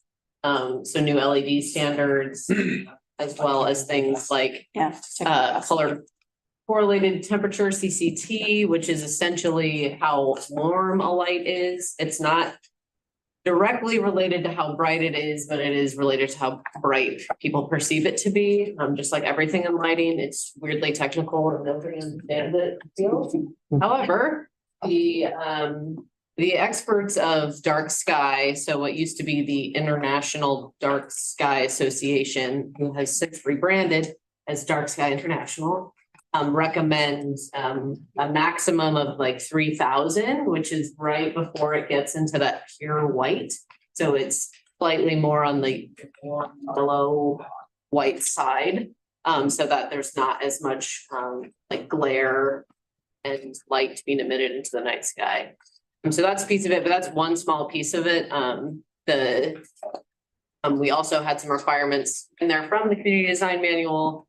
And we clarified things about like trespass at the property line, as well as specific standards for specific types of lighting. So everything from outdoor recreation lighting, so athletic field lighting, which has some flexibility with it, since obviously those are naturally very bright lights, as well as things like lighting within canopies and pedestrian scaled. So we really just included the highlights here, but if anyone has something that immediately jumps out about outdoor lighting that have questions or want to give feedback on, we're happy to hear it. I just make a general statement that I think we have too many lights. Too many lights? Yeah. You'd like it to be darker at night? Yeah, it's nice to see the sky. Is it too many lights, or is it that it's hard to see the sky, or that it's too bright at the ground level? And that's a weird question, but. No, I hear what you're saying. I mean, it's dark out, right? Right. Light in day. And I mean, we have headlights on our vehicles to guide us. I'm not saying we don't need streetlights. I think there's strategic places for lights where, you know, there's places to like crosswalks, et cetera, that need to be illuminated and, you know, various sidewalk areas, but You balance that with safety. Yeah, safety is Well- important too.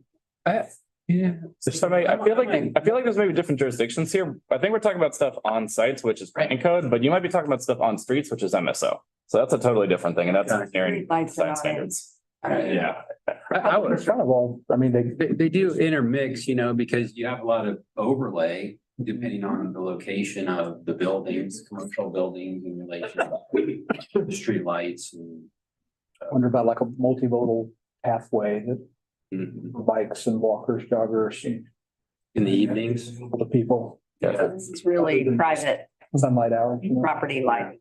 I'm not arguing. Yeah, no, I don't know that I have I mean, you could illuminate your bike, you could wear a headlamp. Someone asked me this question the other day and I didn't know the answer. If you have a commercial building that has lights on it, you know, Dylan, I mean, do you have to keep them on all night? Can you turn them off? You're actually supposed to turn them off You're supposed unless to, right? they are for. And so that was the question, which is, can you make people turn them off when they're not open? Versus safety, like I want to protect my building, so I want lights on my building. The question for me was, can we require people to turn their lights off at night? Like I'm the- not sure that's the development code question, but Like the parking lot yeah, lights could easily be on. yeah, like some places, you know, leave the parking lot lights on all night, but there's no there. I mean, the place is closed. So we do have a new standard in here.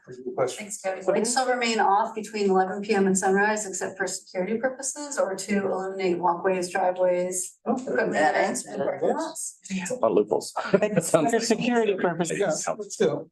We need to change that to, or after the close of business, because some places will stay open later in a college town than 11 o'clock. And it would be after a certain, I mean, sometimes business is close to the public, but they're not close to the employees. Okay. So what are security purposes? That's discretion. I mean, who defines security purposes? We can add a list for this. Okay. So I'm curious, did we spend much time thinking about the lighting and the parking lot landscaping standards? You mean the How many lighting? trees we put in underneath the streetlights so that it's dark underneath trees? So how tall are you putting in the lights in the parking lot? They're probably 12-foot poles. So if you plant a tree that's gonna grow over 12 feet, shouldn't it be okay?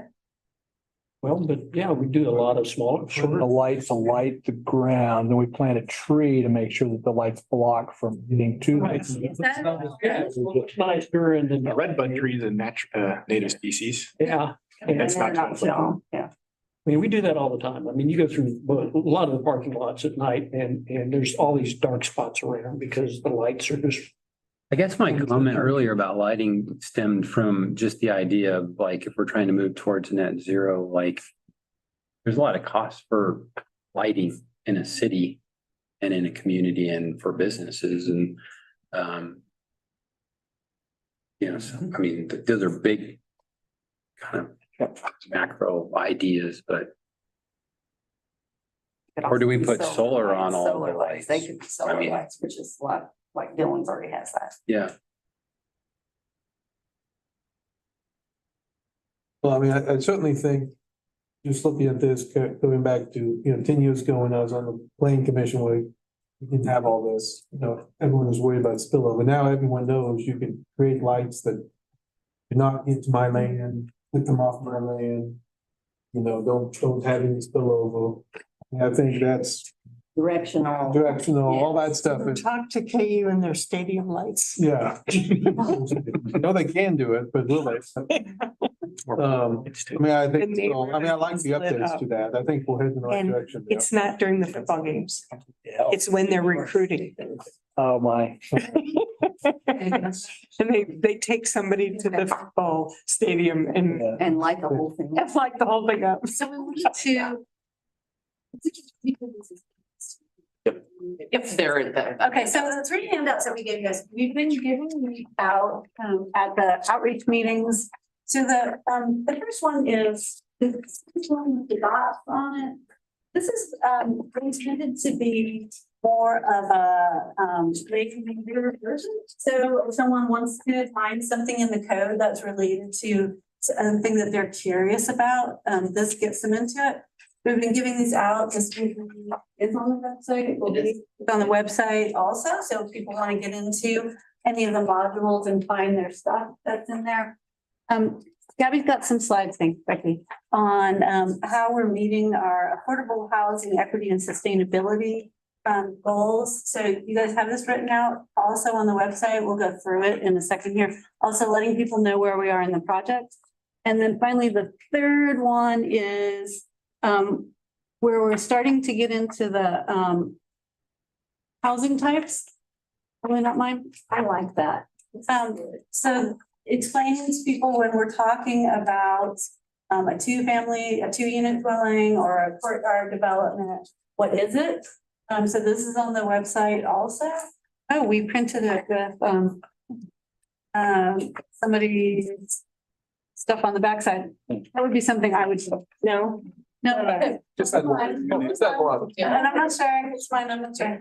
Okay, so, go ahead. What I'll add about the housing types is, if you get a chance to come over to the open house after this, this goes with one of, the boards that we have where we actually have an exercise for folks to do where it asks, for each of these types of housing.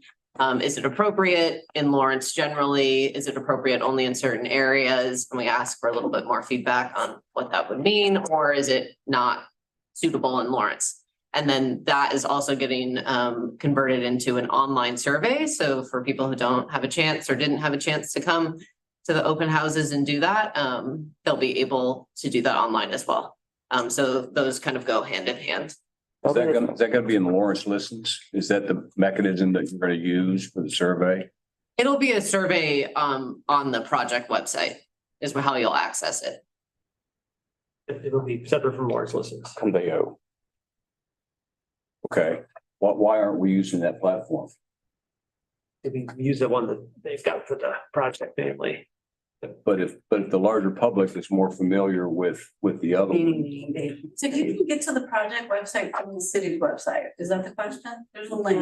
No. I'm just trying to be difficult. No, no. We have a platform we use occasionally called Lawrence Listens. Yeah. For all sorts of different things. When we send stuff out, people would sign up for it. Mhm.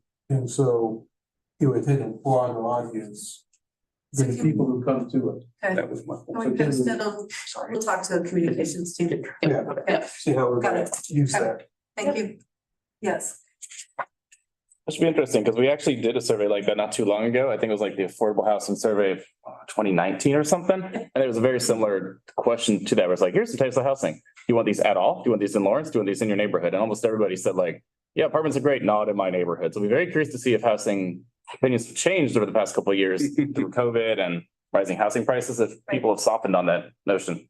That'll give us an idea of kind of what we're wading into here. Yeah. I suspect the person giving the information is giving a report to that they already live in a house.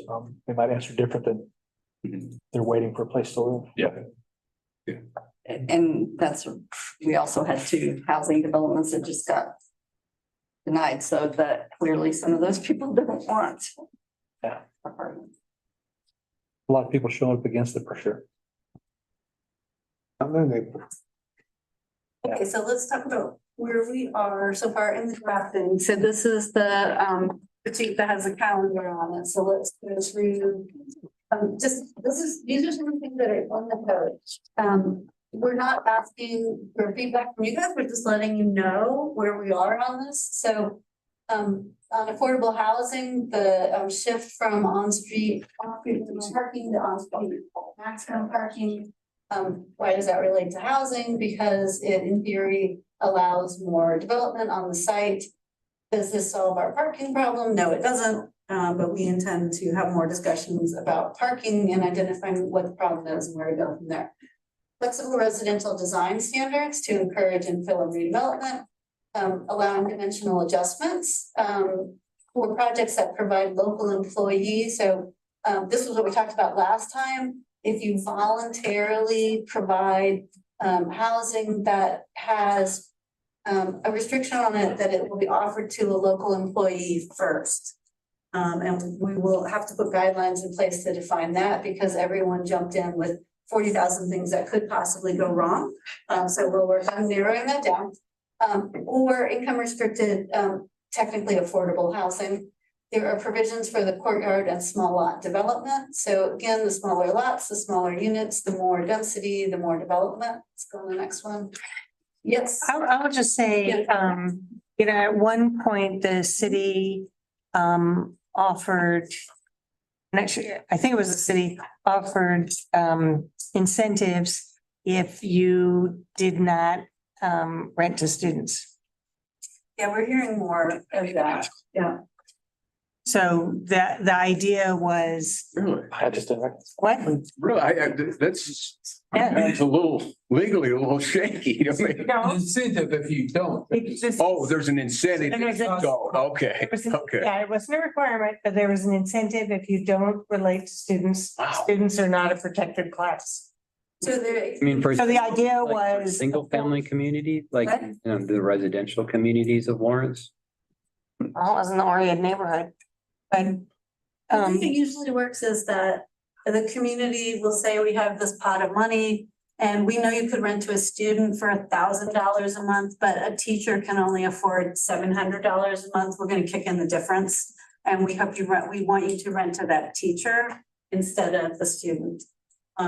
You know, whether or not there's income disparity between the teachers and the students, we know that we need the teachers, firefighters, the police officers to be able to live in Lawrence, makes it more likely they're gonna keep working for Lawrence. So that's, it's a priority voluntary choice in that situation. I will say those things are incredibly hard to enforce. well, I'm sure they're hard to enforce, but okay, our commitment was for 10 years and now we've done it for 23. We can check out what that was. And we have a student, or we have a teacher, and we have somebody who works at the community mercantile. And somebody who cuts hair. All community residents. All community residents. Yeah. Okay, thanks, Marcy. We'll look further into that program and see what it does.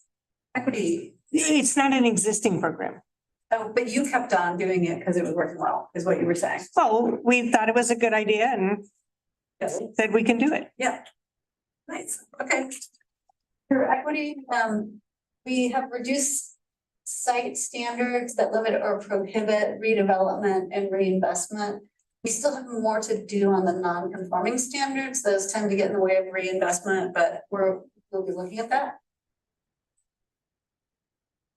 So in equity, we'll be doing more in the administrative procedures. That's where we can catch a lot of that.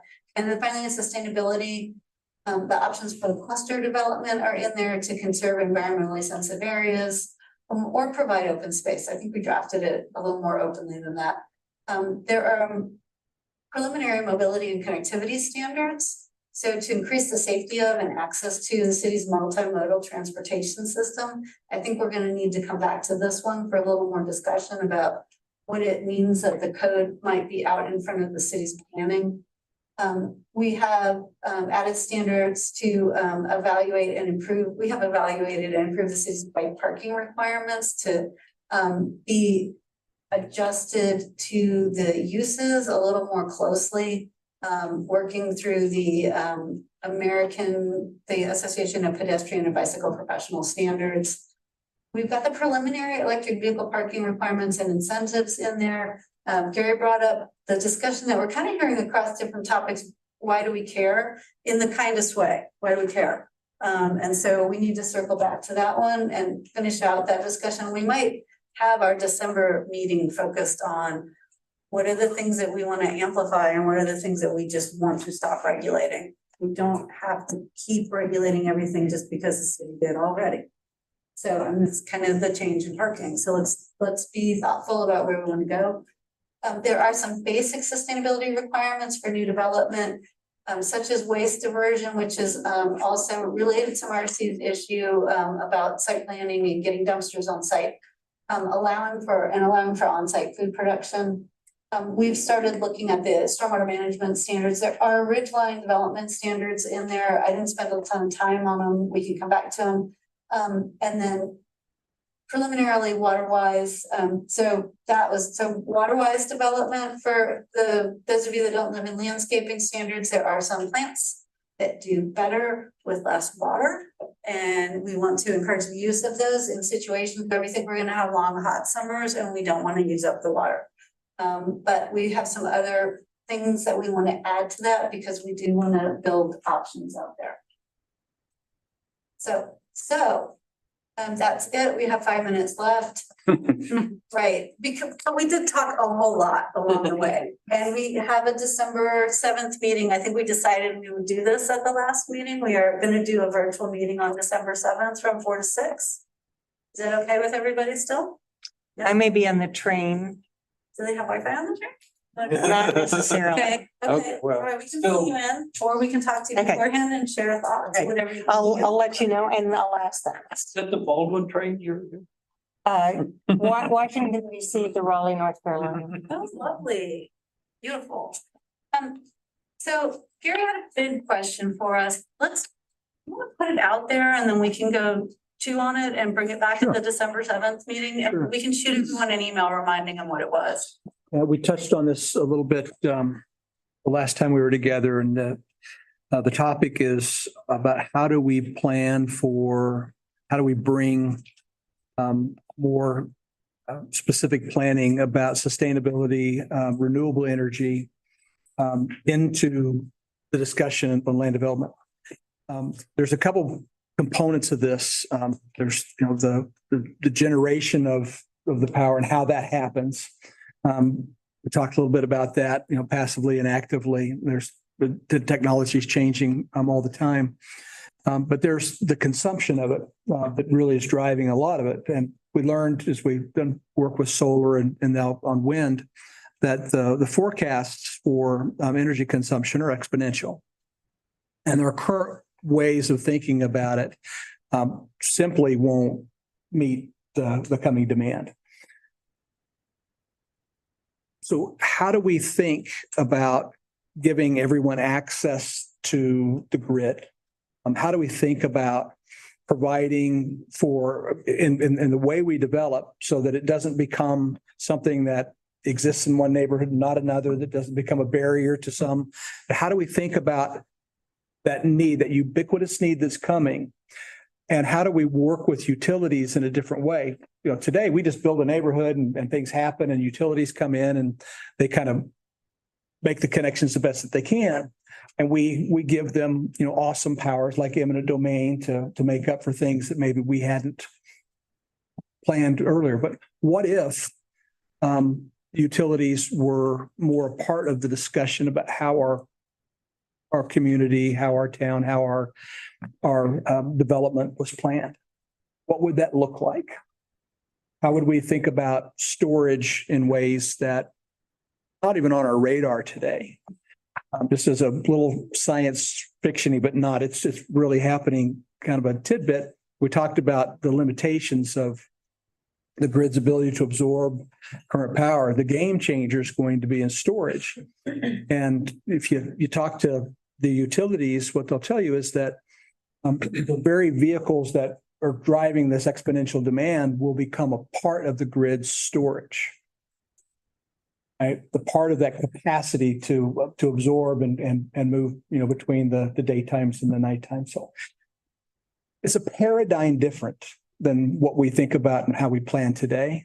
And I just think that we ought to have that as a part of almost all the conversations we have about what we build. Ought to be on that infrastructure list. And in that same time, we have to help the state understand that it's regulated in a way that we can't do anything different with our current utility situation because of their business model and because the Kansas Corporation Commission requirements.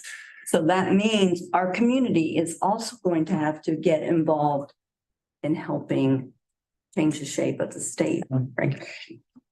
And after having sat through 3-day-long meetings on the special committee on utilities, it's really not at this point the Kansas Corporation Commission that's setting a lot of the standards. It's the Southwest Power Pool. They are our balancing authority, and they have been asked to increase capacity for all the units. So we are really lucky that we have a lot of wind that we get, but the utilities are being required to make investments in capacity, and coal is rated, wind is rated, hydro is rated as to how effectively they can deliver. And they're having to meet those capacity standards. So it is not just the Kansas Corporation Commission. No, Sure things. Yeah, the other thing, and you mentioned a little bit, and I know Mike Allman has put something out, which is also like, how does this code treat community energy? You know, if you want to build a Community solar. community yeah. solar, community wind that you want to build, what if someone wants to build a neighborhood that's not on the grid? It's all, you can't do that right now. by you can, Kansas but law. but do we want to, you know, No, or you how can't do does, that. or Not in Kansas. Yes, you can do anything off the grid if you don't want to be connected. completely off the grid? You Yeah, can do it if you're completely off the completely off the grid. You can't be, it's partly on the grid and partly on. Anyway, the point is like, how does that, you know, and we'll get into this. Do those solar panels, do they count as impervious surface? How do they count as part of your open space, or is that, how do you count if you have that, you know? All good question. I would just love for us to have this idea of what this city on the hill looks like. And as we do our planning, ask the questions, are we, you know, connecting the dots in the right way? Are we doing everything? I think it's an opportunity to work with utilities. So to help this discussion along, and I know everyone wants to really go with dots on our boards in a minute. But as your consultant team, we're gonna do some research. We're gonna see if we can find some case studies. We know there are some case studies to share back with you. We don't expect you guys to go Google, how do we want to do energy planning in the future? So we'll try to get that out a couple weeks before the December meeting, for your Thanksgiving reading. That's what you're looking for, isn't it? Yeah, maybe after Thanksgiving, before the meeting, we can start the conversation. It might be a bit longer than that, but none of us has a great crystal ball, but this one seems pretty reasonable. If anyone has other reasonable crystal ball issues, bring them up. So thank you for the lively discussion this evening. It was great. I'm sad that you guys are duck haters, but Not all of us are duck haters. we'll move on. That's okay. We'll move on. And I look forward to talking to everyone on the 7th. Join us tomorrow morning for coffee if you want to. We'll be at the police station. And otherwise, we will go do some redrafting. We'll listen to the public and we'll come back and talk to you guys in December. So are there going to be dots tomorrow? There'll be dots tomorrow. too. Okay. Redrafting gonna affect is that gonna affect what's already on the Conveo site? Like, are you gonna update that draft or are you gonna wait till module 3? Okay, that's good. That's what I was hoping. Yeah. We're gonna make comments. Yeah. Don't think about it. Are you